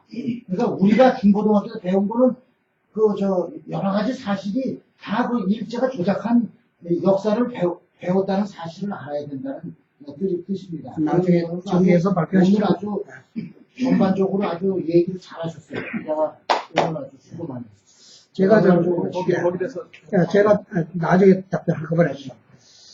지금 남방계와 북방계, 사실은 남방계, 북방계라는 말이 맞는데 최근에 가장 유적이나 이런 조사에 의하면 가장 근세적인 조사에 의하면 인류의 기원은 아프리카에서 아프리카 아담, 아프리카 이브의 유전자가 이렇게 세계에 퍼져 있는 게 나와 있고 그게 14만 년 전, 말하자면 인간이 예술품을 그리는 걸로 인간의 시대를 얘기하는데 북쪽은 14만 년 전인데 7만 년 전에 비로소 탈아프리카를 하는데 그 인종의 일부가 남쪽으로 인도네시아 쪽으로 후주까지 내려간 그 근거가 남방계고 그 다음에 이제 빙하가 한 5만 년, 3만 년 전에 좀 완화되니까 북방으로 이렇게 움직이기 시작해서 일쪽이 시베리아하고 유럽으로 건너갔다. 이런 설이 있어서 이게 한쪽은 시베리아 쪽으로 건너고 한쪽은 남쪽으로 해서 만났다는 얘기에 대해서는 좀 긍정하는 면이 있습니다. 그런데 정치적인 면에서는 제가 몇 가지 좀 얘기하고 싶은데 승미와 숭중의 관계하고 현재 한국의 관계 그리고 약소국이 강대국가의 어떤 제휴를 하지 않으면 살아남기 어려운 현실에서 벗어난다고 해서 쉽게 벗어날 게 아니라 여건이 그렇게 개선돼야 되는 점에서는 현재의 어쩔 수 없는 여건이라는 생각이 들고요. 그 다음에 개성공단 얘기하셨는데 개성공단을 사실은 정치와 군사와 어떻게 보면 이 경제협력은 구분을 해야 되는데 걔네들이 출입을 막은 것이 문제지 남한에서 그 출입을 막겠다고 안 들어가겠다고 한 건 아니란 말이에요. 그러니까 싸잡아서 이렇게 비난을 할 일은 아니라 이렇게 보는 점에서 좀 얘기하고 싶습니다. 나도 질문. 독일 통일을 얘기하셨는데 남북 통일은 어떻게 되겠습니까? 어떤 방식으로? 간략하게 한번 얘기해보세요. 아까 우리 신 박사 정말 결정적으로 좋은 걸 지적해 줬거든요. 뭐냐면 한국 사람은 하나를 가르쳐주면 하나밖에 모르는 그 습성이 방만 깊이 빠져가지고 공산주의 옛날에 가르쳐 놓으니까 제 아비를 죽이는 살구애가 만들었던 자기 아버지 죽이는. 그리고 기독교를 듣는 단군 할아버지 목을 잘고 다녔었고. 그리고 어줍지 않게 조금 다문화했더니 그냥 다문화 강란히 그냥 온 나라를 그냥 휩쓸면서 민족 벗어나자. 우리 민족이 살아남은 것은 이제 민족주의로 살아남은 건데, 민족 공동체 의식으로 살아남았는데, 그건 온데간데 없고. 그리고 옛날 그 주제학을 한번 가르쳐 놨더니, 주제학 아닌 것은 전부 사문난적이라 죽여버리고, 양매하고 막 탄압을 했지 않습니까? 과거에 거슬러 올라가면, 계속 우리 한국 사람들은 오죽지 않게 뭘 하나 가르쳐 주면 그걸 벗어나지 못하고, 계속 그 빠져버린 거. 근데 그걸 어떻게 해결하면 좋겠습니까? 또, 아까 통일에 대해서 얘기를 잘 하셨는데, 근본적으로 통일에 대한 어떤 그 인식이 형편없는 수준이야를 얘기하셨는데, 이게 지금까지 역대 대통령이 통일을 할 능력도 안 되고 비전이 없는 인간들이에요. 그런 사람들이 우리나라를 수십 년간 지배해왔기 때문에 아직 통일이 못한 거예요. 질문이 아니, 답변의 질문이에요. 우리가 어떤 그 주제를 놓고 발표를 않습니까? 그 안에서 우리가 질문해요. 그래서 질문해서 우리가 자꾸 엉뚱한 거 감정 안 되지. 논제를 벗어나지 말자. 네, 또 질문 있어요? 이건 네. 아까 그 무지개 나라라고 네. 우리 한국이요. 설명 그냥 넘어가는 건데 간단하게 보여주고 수고하셨습니다. 그러면은 제가 좀 답변을 좀 드리겠는데, 우리 오재영 회장님, 개성공단 아까 좀 질문 있으셨는데, 저는 그렇습니다. 그 개성공단 문제, 그거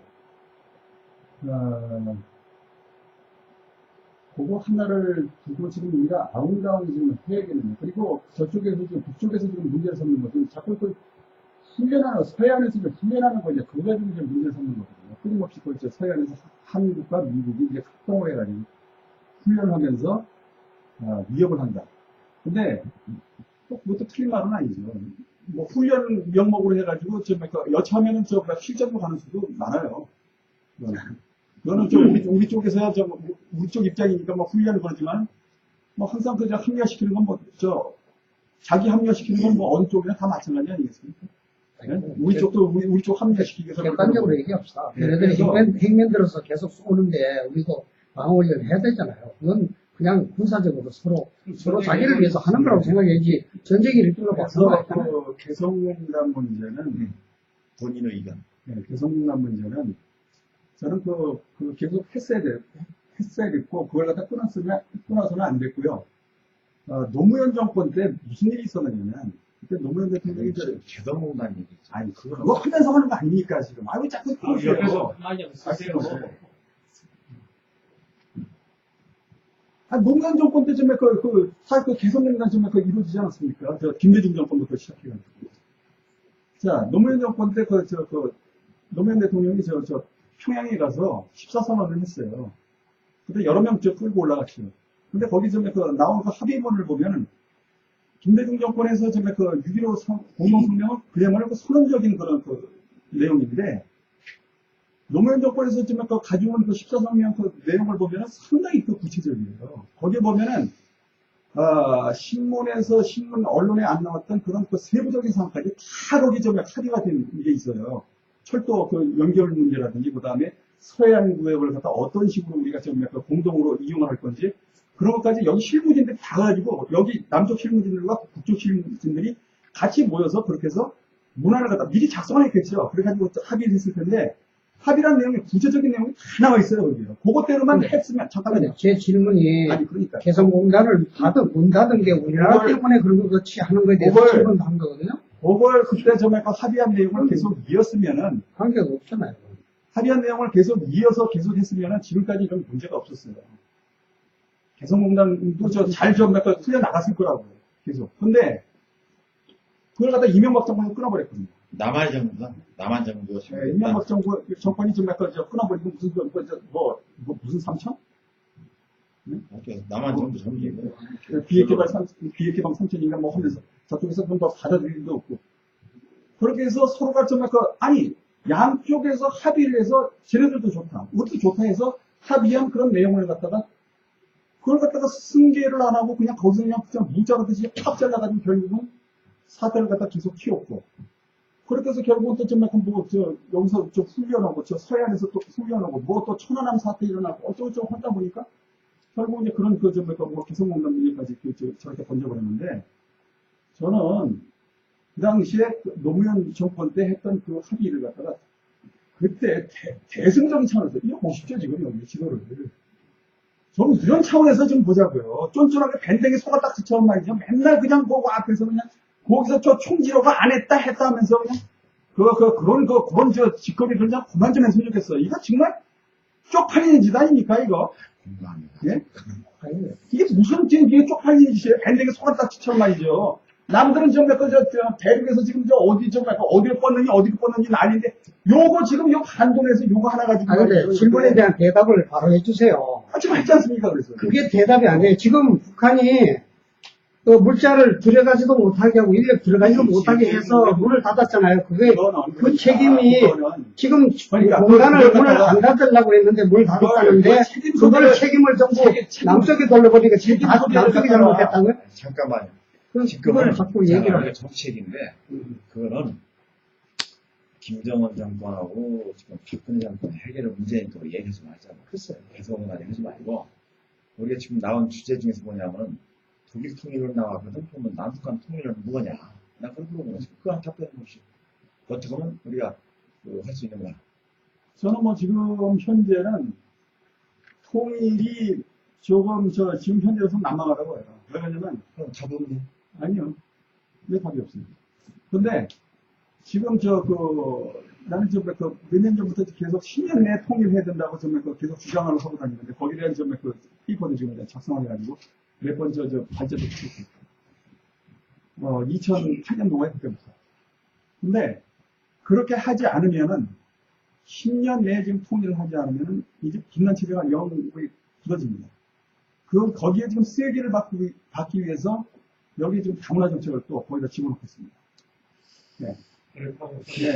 그래서 저는 이걸 갖다가 지금 깰 수 있는 방법은, 글쎄요. 지금 어쨌거나 우리 미국의 지금 군사, 외교적인 그런 정치적인, 경제적인 문제까지 전부 얽혀가지고 그냥 딱 거기에 조여 있기 때문에 사실 그걸 풀기가 지금 힘든 상태인데, 이 역학관계가 깨지려면은 독일 같은 경우에 1989년에 그 동서냉전이 깨지면서 지역 변동이 일어나면서 그 틈새를 갖다 노려가지고 막바로 그냥 통일을 해버렸거든요. 근데 우리는 그 기회를 타지 못했어요.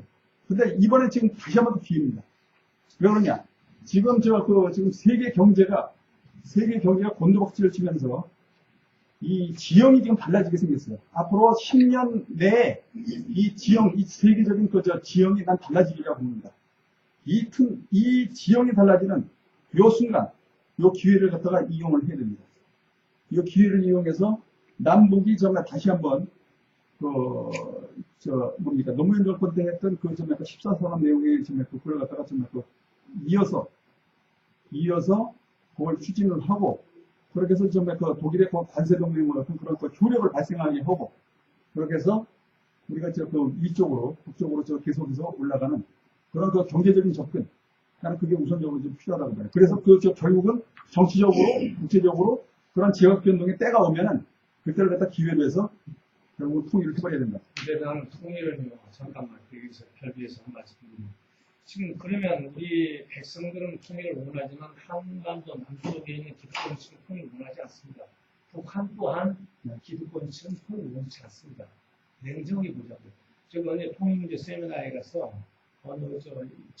미국에 있는 박사가 우리 한국에 그때 당시 조건을 한 거 우리에 들어와서 그 조건에 학사를 안 했었는데 연구는 하되 발표하지 말아요. 왜냐면 지고적인 학자가 발표한 내용 그대로 나오면 굉장히 문제가 생기니까.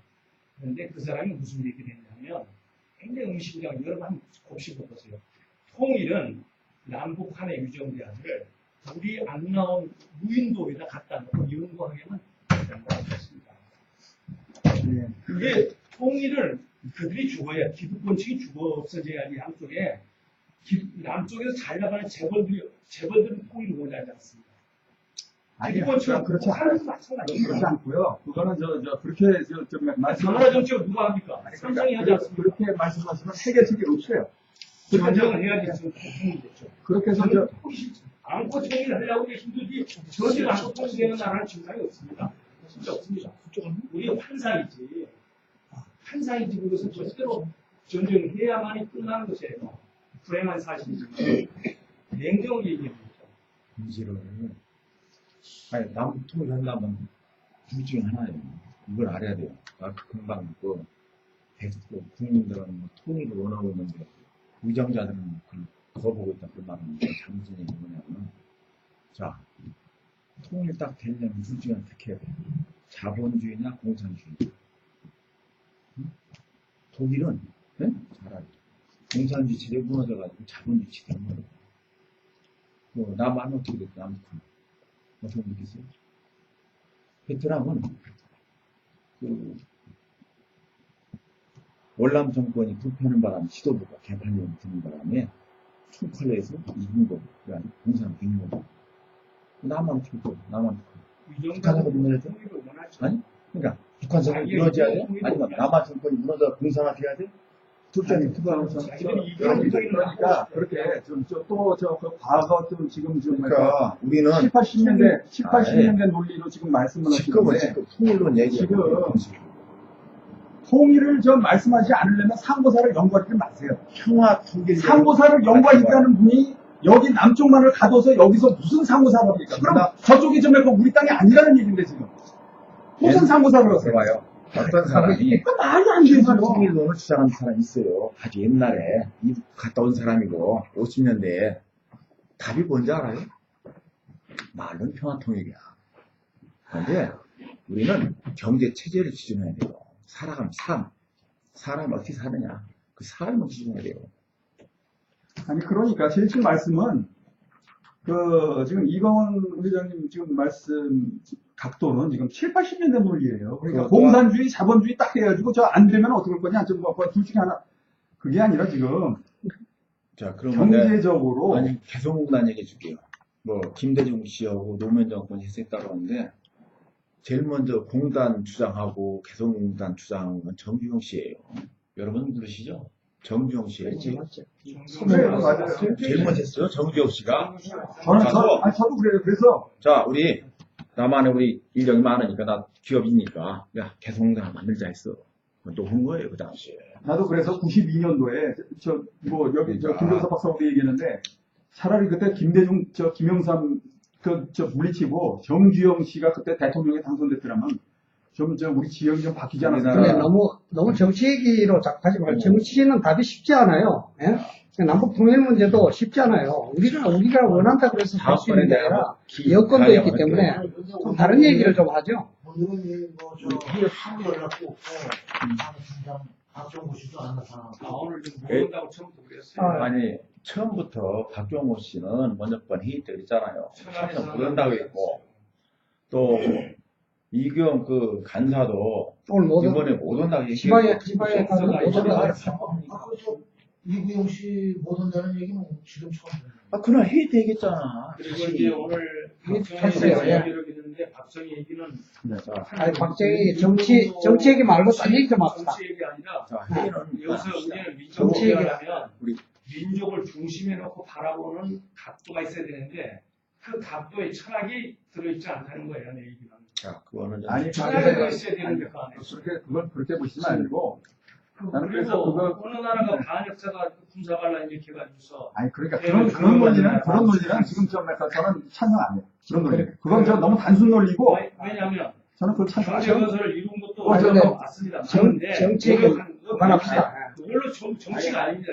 자, 오늘 회의는 잠깐만요. 김광석 박사 한번 좀 중요한데 그러면은 같은 제가 비슷한 사람인데 차베스는 왜 이게 좋아야 돼? 소위 한국 진보주의를 하는 사람 그냥 푸트타지 지고 했잖아요 그 사람들은 복제하고 사회주의로 뭐 열심히 했지. 그런 거 가지고는 저는 보면 양해 안 했으면 좋겠어요. 그건 정말 쿠데타니 그렇다고 나쁜 놈은 아니에요. 그러니까 그거 독재자가 나쁜 놈은 아니에요. 그러니까 그건 논점의 기준이 못 된다는 얘기죠. 그러니까 우리는 민족주의적 안목에서 아니 아까도 봤잖아요. 민족의 차우세스코 같은 경우 히틀러도 존경받아요. 아니 차우세스코 같은 경우에 히틀러도 루마니아의 대단한 점맥과 애국적 민족주의잖아요. 근데 결국 어떻게 됐습니까? 민중지역 경제 다 파탄시키고 다 민중들이 다 미워하고 민중들의 힘으로 해가지고 총살당했어요. 그게 뭡니까?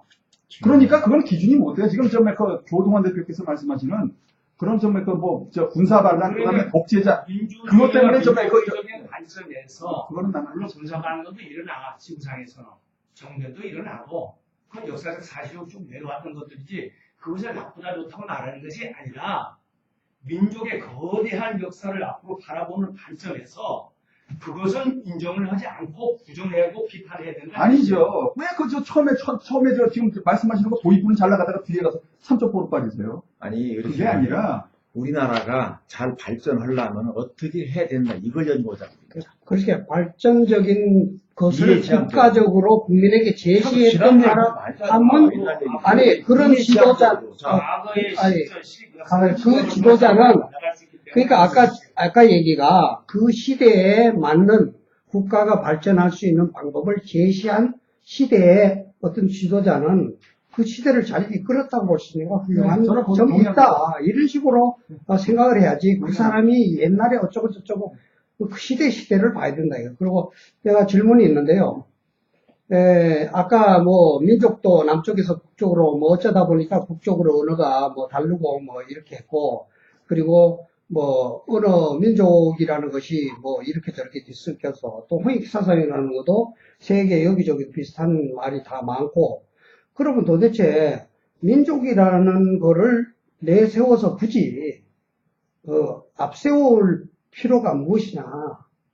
그럼 그 어떤 것을 내세워야 된다? 정체성, 주체성도 아무것도 없는데 또 역사성도 뭐 이렇게 뒤섞여가지고 뭐 왔다 갔다 했는데 그게 무엇이 민족이라는 거를 왜 다문화는 민족 정신을 말살하는 거고 왜 민족 정신을 세워야 되는 뭐 근거가 뭐를 가지고 해야 되냐 이거죠. 아니 그러니까 아까 제가 말씀드렸잖아요. 홍익사상을 갖다가 뭐 저 사회동포주의로 우리는 지금 저 민족 진영에서 전부들 그렇게 이해들을 하시는데 사회동포주의는 뭐 기독교의 사회동포주의로 이해들을 하시는데 저는 그건 아니라는 거예요. 그러니까 뭘로 우리 그러니까 민족을 주장할 수 우리 있는 민족의 경제를 갖다 분명히 구분짓자 이거죠. 현재 우리 민족은 여기 남북한 한민족과 그다음에 저 중국동포, 거기 조선족과 그다음에 제일동포와 러시아에 있는 정말 우리 정말 그 까레이스키들과 그다음 미국에 있는 저 재미동포들과 세계 나가 있는 우리 저 한민족 동포들 이 사람들이 한민족이지 그 이외에는 저는 정말 그 민족 같은 민족이라고 볼 수가 없는 거예요. 이미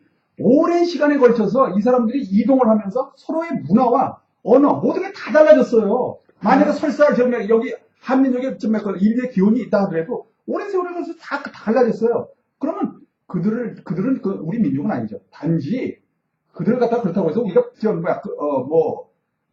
사회동포주의로 받아들일 필요도 없고 그다음에 그들을 핍박할 필요도 없고 세계 민족의 자주화하자 이거죠. 민족의 자주화. 그것이 바로 홍익사상이라 이거죠. 전 인류를 갖다가 정말 이렇게 하는 그런 차원의 말씀을 드립니다. 이상학교들하고 홍익사상을 잠깐.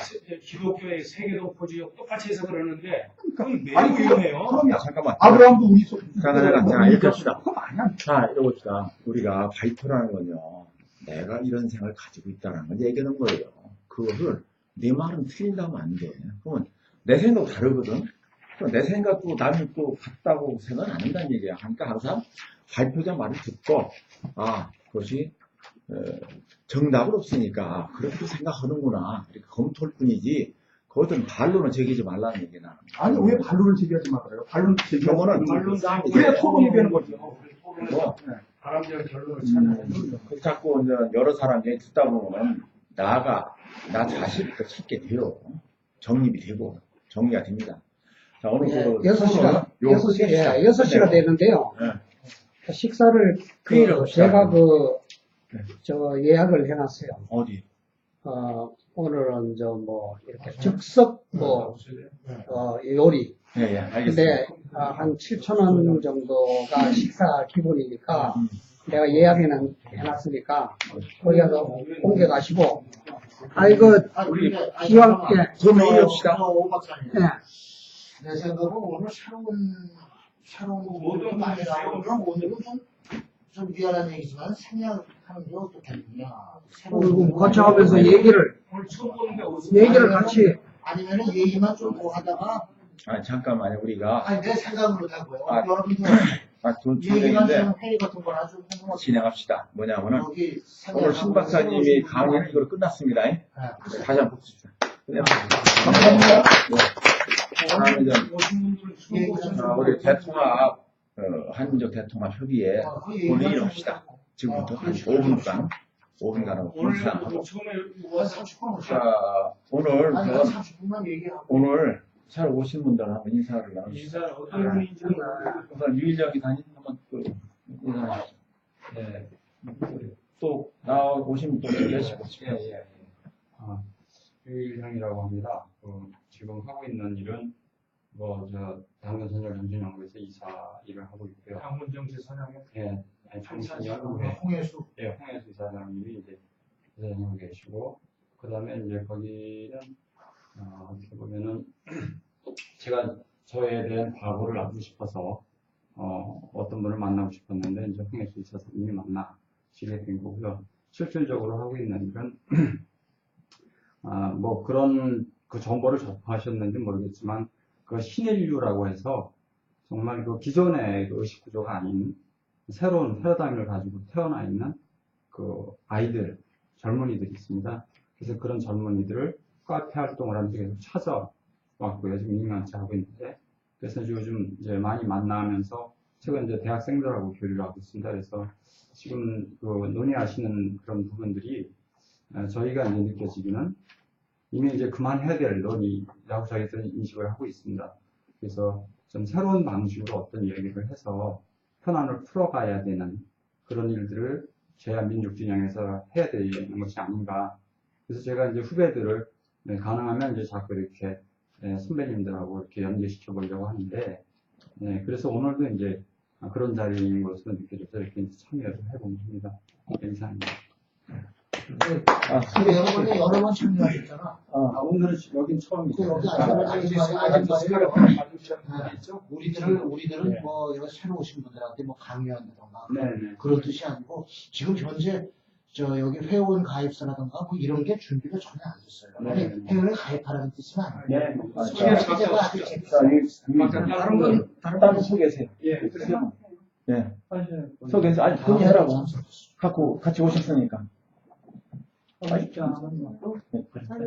홍익관여대 박태정이라고 합니다. 저는 이제 5차원 공동체제를 이렇게 구현하려고 준비하고 있고 준비하고 있습니다. 만나서 반갑습니다.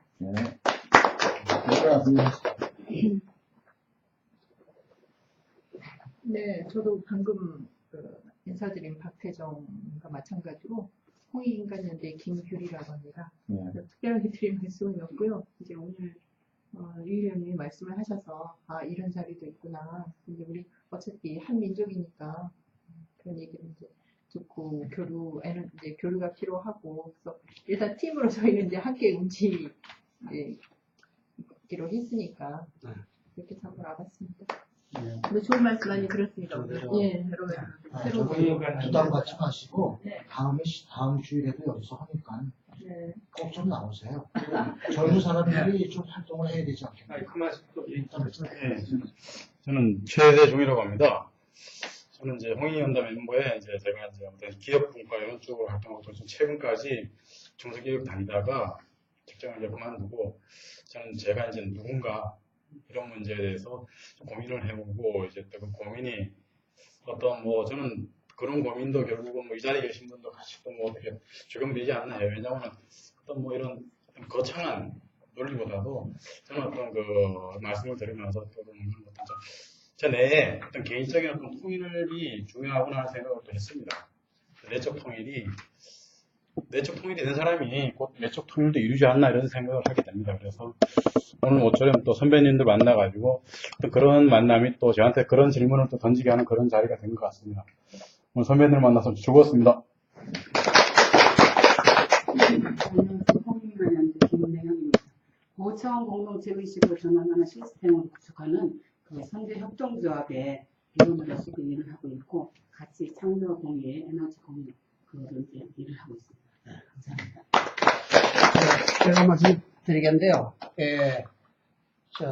다음 주 화요일 날 제가 서초에 그 리더스 아카데미라는 데서 포럼을 하는데, 그것이 모처럼 그동안 이제 얘기한 것이 민족 역사 이런 것이 많이 분자됐는데, 이번에 한번 식민사관 철폐라는 걸 우리 타이틀로 잡고 있기 때문에 한번 제 나름대로 정리된 걸 한번 발표하려고 6시 반에 모임을 갖습니다. 그래서 내 개인 감자로 어디서 시간하고 딱 날. 6시 반에 교대역 4번 저녁때 출구에서 6시만? 하면 저녁 식사 같이 하고 이렇게 하는 자리면 되니까 역사를 한 번 더 이렇게 나누고 싶고, 여기 있는 분들은 역사를 다 생각하는 분들이니까 꼭 좀 장소가 어디예요? 어떻게 가는 거예요? 리더스 아카데미라고 문자로 보내드리겠습니다. 보내드리고요. 그 다음에 정체성에 대해서 얘기하셨는데, 저는 의학을 하면서 의학과 철학의 연결을 하는 강좌를 토요일 날 5시에 바로 21세기 신문화 포럼에서 의학과 철학의 자아에 대한 탐구를 제 나름대로 분해해서 또 한번 1시간 동안 강의하니까 좀 적극적으로 같이 참여해 주시면 고맙겠습니다. 예. 한 가지 물어보겠는데요. 홍익인간연대는 홍익인간은 모든 인종, 우리가 세계의 중심이고, 모든 인종의 민족에 상관없이 전부 그냥 그런 뜻으로 하는 홍익인간이고, 어떻게 해석을 하고 있습니까? 홍익인간연대. 그 부분에 대해서 제가 좀 답변드리겠는데요. 그러니까 우리 삶이라는 거는 살면 죽어가면서 산다고 얘기를 하고 있거든요. 예, 맞습니다. 역설입니다, 역설. 동시에 살고 동시에 죽는 겁니다. 예, 그럴 수 있고요. 그래서 우리가 민족 문제를 다루려면 민족을 벗어나야 됩니다. 민족 안에서 민족을 다룬다는 것 자체가 넌센스라는 거죠. 그래서 저희는 민족, 그것 또한 혼이라고 하는데, 민족혼. 혼 밖에서 혼의 문제를 풀어가야만이 그 민족 간의 충돌이 없이 풀려간다. 그런 인식하에 그럴 수 있는 사람이 되는 게 홍익인간이다. 이렇게 의미 규정을 하고 있습니다. 그래서 실제 그렇게 저희들이 좀 영성적이라고 표현하는데, 그런 모습을 여태 살아왔습니다, 사실은. 그래서 이제 그런 부분들을 좀 더 현실적으로 이렇게 적용해 보려고 계속 이제 현실에서 현실 쪽에서 이렇게 좀 그쪽으로 지향하는 분들을 만나고 있는 그런 시기에 있습니다. 그래서 저희들은 세상적인 일에 대해서 잘 몰라요, 사실. 그래서 거꾸로 좀 이렇게 지금 저희들은 이제 내려가는 그런 상황인데. 아니, 그러면서 그럼 어디 무슨 기도원 같은 데서 지금 그런 건 아니고요. 그 정도로 좀 하고 나중에 좀 바로 좀 기회를 좀 가봅시다. 그러니까 지금 신인류가 많이 등장해 있습니다. 저희들 같은 사람들. 홍익인간 쪽으로 지금 연구를 하신다든가 그쪽으로 하시는 분들은 지금 우리가 생각하는 그런 민족주의가 아닙니다. 그러니까 그런 내셔널리즘이 아니라 이분들은 지금 정말 에트노센트리즘이라니까. 그러니까 스피리추얼 에트노센트리즘이야. 영성 민족주의. 영성 민족주의가 아니라 이제 뭐라고 해야 되나요? 뭐라고 해야 되나? 하여튼 우리 민족이 인류의 발원 하는 그런 에트노센트리즘. 그러니까 한민족이 인류의 기원, 그 중심에 서 있다는 그런 내용이라는 거예요. 그러니까 그런 차원에서 전 인류가 퍼져나가기 때문에 그 인류는 다 한 가족이라는 얘기죠. 그럼 다문화주의하고 그러니까 다문화주의하고 사실 거기하고는 정말 충돌이 안 일어나요. 홍익사상 연구원 우리가 민족주의는 아니에요. 그러니까 우리 저기 조동환 대표나 나나 여기 김성구 대표나 지금 생각하고 있는 그거는 내셔널리즘이에요. 그렇죠. 영어로 하면. 나는 민족주의자예요. 이 정도 얘기 끝내고 이제 식사 같이 하면서 얘기를 좀 나누시고 어떻습니까? 글쎄요, 다른 분들 스케줄을 봐야 돼요. 다 식사들 가십니까? 어떻습니까? 왜냐하면 내가 예약을 그리고 해놨는데, 장소 문제도 앞으로 다음에 무슨 토의할 건지 장소 문제. 거기는 장소는 그쪽에서 하기로 했죠. 식사 문제는 말이에요. 네. 내 생각은 응. 오늘 새로 오신 분들 말고 이제 가실 분들만 가시고 아니면은 다음 주에 그럼 가실 분들 한번 손들어봐요. 편하신 대로. 괜히 뭐 다 어때요? 같이 갈 필요는 아니, 가실 분은 가시고. 그래서 자기적으로 웨스랑 먹고 얘기할 거 없고요. 예, 알아서 잡는 데도 간 사람 어떻게 다음 주에 꼼짝 못하게 하겠어요.